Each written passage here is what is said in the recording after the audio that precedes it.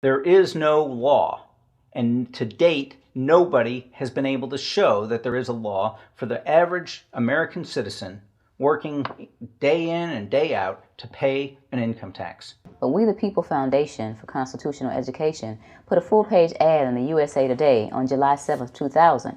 And within the body of that ad was a $50,000 challenge for anyone that could show the law. And to me, $50,000 is a lot of money. So I went after that and did the research based on the fact that I thought, let's put this baby to bed. I'm hearing all these rumors. I'm going to kill two birds with one stone. I'll answer these people's questions that are asking me, and then I'll win this $50,000. And, based on the research that I did throughout the year 2000 and that I'm still doing, I have not found that law. I've asked Congress, we've asked a lot of people in the IRS commissioners, helpers. They can't answer, because if they answer, the American people are going to know that this whole thing is a fraud. There is no law that requires the average American worker in the private sector to pay a direct, unapportioned tax on their labor and compensation for services. There is no law. I really expected that, of course, there's a law that you can point to in the law book, the code, that requires you to file a tax return. Of course there is. Maybe I don't know what it is right then as he was speaking to me, but sure. So naively, I agreed to go off and research it and get back to him. 3.5 months later, I was at that point where I couldn't find the statute that clearly made a person liable, at least not me and most people I know. And I had no choice in my mind except to resign. I had to leave the IRS because I presented evidence that I had accumulated indicating that the agency was violating the law and violating people's rights. And I asked the agency for a response to my sincere concerns.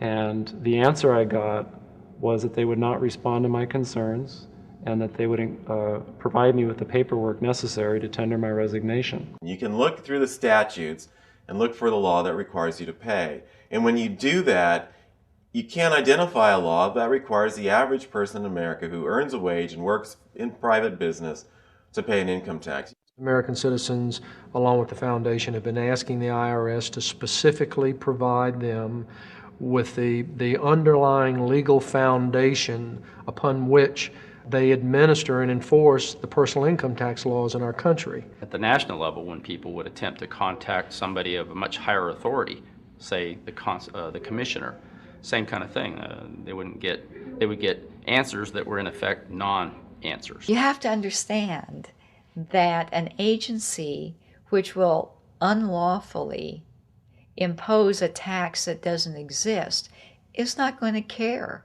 If we, the people, don't know what our rights are, they're not going to tell us. If Americans just learned that the IRS was actually knowingly deceiving them, that would be enough for them to rise up and put a stop to it. 100% of what is collected is absorbed solely by interest on the federal debt. All individual income tax revenues are gone before 1 nickel is spent on the services taxpayers expect from government. People have been told, that you need this income tax system to fund government, which is absolutely ridiculous.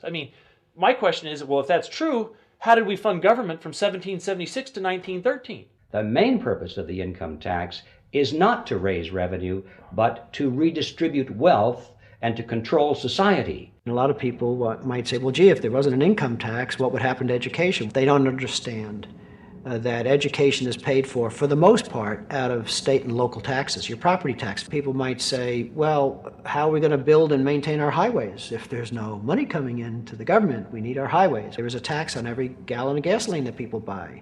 Proceeds from the income tax do not pay for highway construction. I believe that in both spirit and substance, our tax system has come to be un-American. Death and taxes may be inevitable, but unjust taxes are not. This small booklet includes the Constitution of the United States, the Bill of Rights, the Declaration of Independence. This is a document that every citizen should read. It's a document which freed an entire nation.